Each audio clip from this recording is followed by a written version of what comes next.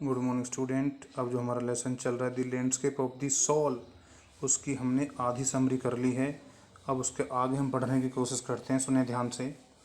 On the other hand, दूसरे यदि हम पक्ष की बात करें, the Chinese painter does not choose a single view point. एक जो चाइनीज जो सम्राट होता है वो कभी भी एक व्यू पॉइंट को नहीं चुनता है। ये जो लैंडस्केप इज़ नॉट रियल, क्योंकि जो उसकी जो चित्रकारी होती है वो रियल नहीं होती। ए पर्सन में इंटरेट फ्रॉम एनी पॉइंट ऑफ, एक चाइनीज चित्रकार की चित्रकारी में एक व्यक्ति कहीं से भी प्रवेश कर सकता है। And then travel in its beauties, और उस पेंटिंग की सुंदरता को जो है उसकी सुंदरता की यात्रा कर सकता है, सुंदरता का अनुभव कर सकता है।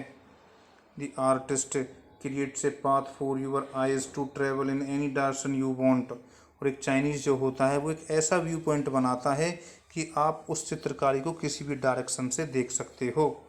This is like a horizontal scroll, यह एक लेटे हुए कागज की भांति होता है। In it one section unfolds before you, इसमें क्या होता है, एक सेशन आपके सामने खुलता है, then it is rolled up, उसके बाद ये रोल हो जाता है, ठीक है। And another section comes up, उसके बाद दूसरा सेक्शन खुल जाता है, एंड सो ऑन, और यह प्रक्रिया ऐसे ही चलती रहती है। The European painter wants you to borrow his eyes to look at his painting. एक यूरोपियन आर्टिस्ट क्या चाहता है, एक यूरोपियन आर्टिस्ट चाहता है कि यदि तुम मेरी चित्रकारी को देखो ना तो मेरे दृष्टिकोण से देखो, मेरी आंखों से देखो। The Chinese painter wants you to enter his mind, और एक चाइनीज पेंटर क्या चाहता है कि तुम उसके मन को पहचानो, उसके दिमाग को पहचानो। The landscape of A European artist is an outer one, एक यूरोपियन जो आर्टिस्ट होता है उसकी जो पेंटिंग वो बाहरी होती है। The landscape of N Asian painter is an inner one, लेकिन जो एक एशियन होता है, चाइनीज होता है, उसकी जो पेंटिंग होती है वो इनर वन, वो आंतरिक चीज़ों को दर्शाती है, आंतरिक चीज़ों से वो बिलोंग करती है, ठीक है। The Asian concept of art is expressed as sansui, जो एशियन कॉन्सेप्ट है ना आर्ट का, उसको किसके द्वारा दर्शाया गया है, सेंसुई के द्वारा दर्शाया गया है। Which literally means mountain water, और सेंसुई का अर्थ क्या होता है, माउंटेन वाटर, पर्वत पानी। It is used to represent the world landscape, और इसका यूज उस चित्रकारी को दर्शाने के लिए किया जाता है। They represent two complementary poles, ये जो दो चीज़ें हैं माउंटेन वाटर, ये है, ये जो माउंटेन वाटर ये दो अलग अलग पोल्स माने ध्रुवों को दर्शाते हैं। Which reflect the Daoist view of the universe, जो किसका प्रतीक है, जो दायुस्ट का जो दृष्टिकोण है पूरे ब्रह्मांड में उसको वो प्रदर्शित करते हैं। The mountain is young, mountain young के समान है। रीचिंग वर्टिकली टुवर्ड्स हेवन, जो ऐसा लगता है जैसे सीधे हेवन माने ऊपर स्वर्ग की तरफ जा रहा है। It is stable warm and dry in the sun, और यह स्टेबल माने स्थिर रहता है, वार्म माने गर्म रहता है, और ड्राई माने सूखा हुआ रहता है, किसमें, सूर्य के प्रकाश में। The water in yin, water की तुलना यिन से की गई है।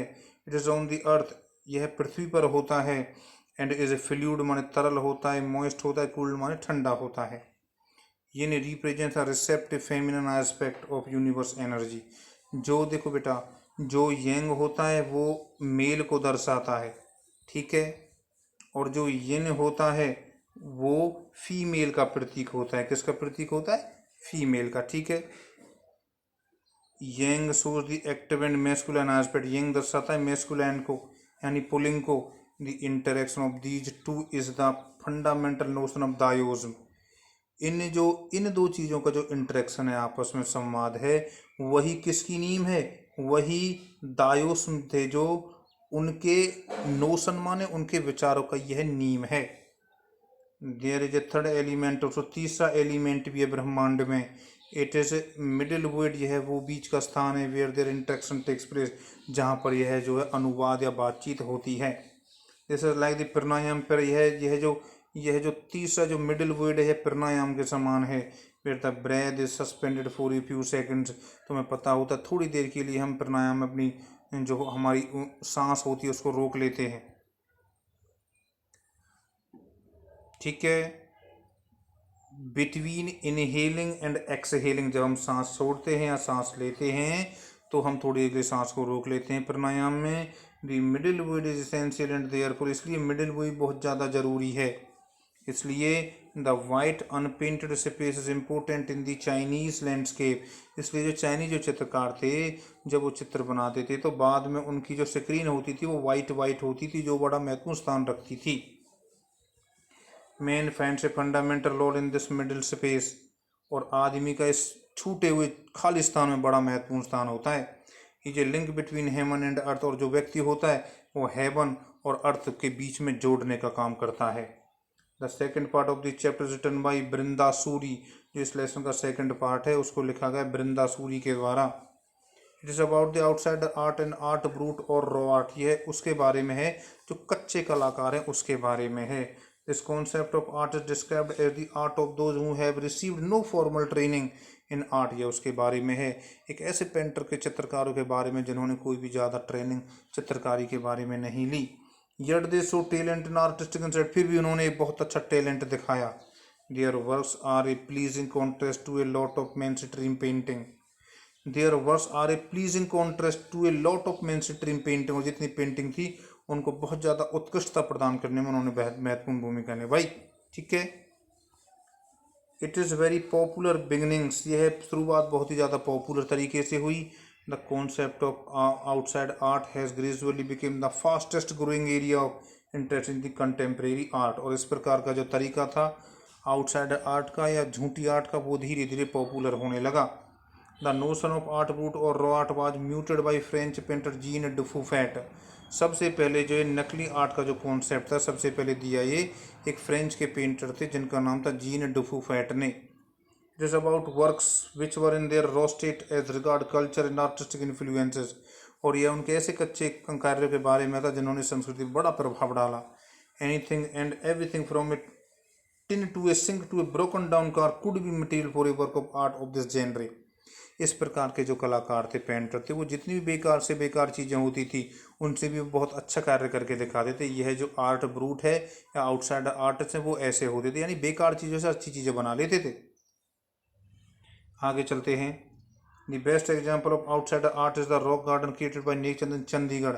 यदि हमारे भारत में रॉ आर्ट का उदाहरण देखें तो वो है चंडीगढ़ का रॉक गार्डन, जिसको बनाया था नेकचंद ने।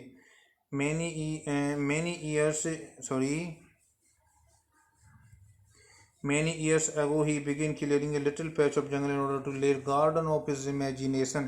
यहाँ जहाँ पर रॉक गार्डन था, यहाँ पर कोई बेकार का जो बाग या जंगल झाड़ियाँ हुआ करती थी, वहाँ से इसने झाड़ियों को साफ किया। ए गार्डन मेड विद स्टोन, और एक ऐसा गार्डन बनाया जो पत्थरों का था। थ्रो अवे थिंग्स, ऐसी चीज़ों का था जिनको लोग फेंक देते थे, अदर ट्रेस, और बहुत सी बेकार की चीज़ों से उन्होंने इस गार्डन का निर्माण किया। Now is rock garden is very famous all over the world. अब उसका तुम्हें पता है जो गार्डन है वो पूरे संसार में बहुत ज़्यादा प्रसिद्ध है। The 80-year-old Nekchand is now considered India's biggest contributor to outsider art. और यदि भारत की बात की जाए तो आउटसाइडर आर्ट के क्षेत्र में सबसे ज़्यादा योगदान 80 साल के नेकचंद का जो समझा जाता है। A famous English magazine featured A section of the rock garden on the cover of its issue. और एक जो बहुत ही फेमस मैगजीन थी उसने अपने मेन फ्रंट पर इस नेकचंद के गार्डन को जो प्रदर्शित किया। His work has been recognised as an outstanding testimony of the difference a single man can make when he lives his dreams. और जो नेकचंद का जो एक कार्य था इसको आउटस्टैंडिंग समझा गया। ठीक है, कि जो नेकचंद ने अपने सपनों में सोचा था उसने उसको जीवित किया, सत्य किया। The Swiss commission of UNESCO honoured him. और जो स्विस कमीशन था ना यूनेस्को का, उन्होंने भी नेकचंद को सम्मानित किया by way of European exposition of his work, की यूरोप में इस प्रकार के कार्य को एक्सपोजिशन करने के लिए, फैलाने के लिए, प्रदर्शित करने के लिए। The 5 month show which begin in October. और ये 5 महीने का शो था जो अक्टूबर में शुरू हुआ 2005 में। Was held at leading museums in Switzerland. जो कहाँ पर प्रदर्शित किया गया? स्विट्जरलैंड में, बेल्जियम में, फ्रांस और इटली में। 10 an untutored genius created a paradise. इस प्रकार हम कह सकते हैं एक कुछ भी सी अनजाने व्यक्ति ने जिसको आर्ट के बारे में कुछ भी नहीं पता था, उसने अपने आर्ट से स्वर्ग जैसे एक 5 माने खंड का जो निर्माण किया, जिसका नाम था नेकचंद। इसने निर्माण किया रॉक गार्डन का। ठीक है।